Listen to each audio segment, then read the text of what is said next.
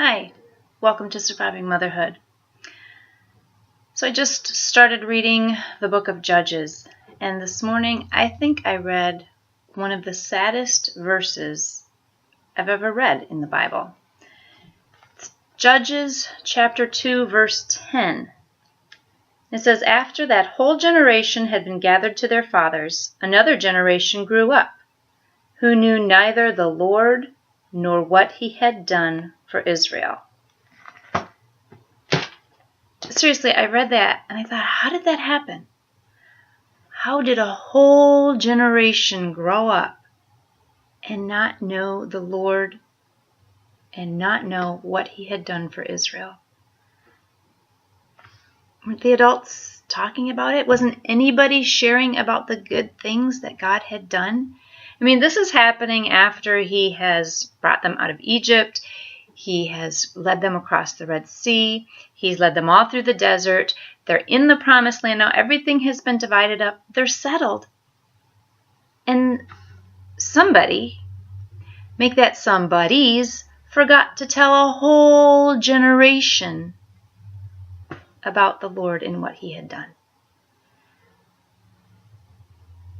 And you could read over that and just kind of read over it and say, okay, that's a fact.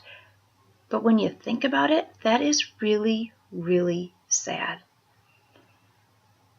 And it made me think about my role as a parent and as just an adult in this world.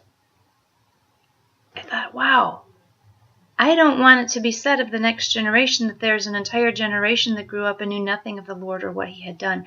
I want to make sure I'm speaking. And I hope you will too, but you know what? It just made me think about how easy it is to forget. We can go through our lives and God can do things for us and we can be thankful in that moment, but then we move on to the next moment, and too often I think we forget what he has done, and we don't talk about it, and we don't praise him, and we don't let the next generation know about it. So, my encouragement for you and for myself today is this: don't forget to remember.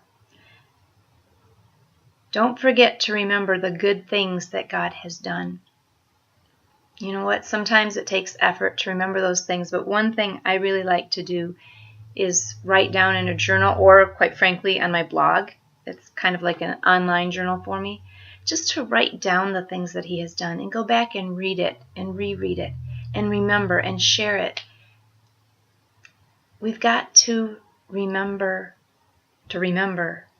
what God has done, and we've got to tell other people about it.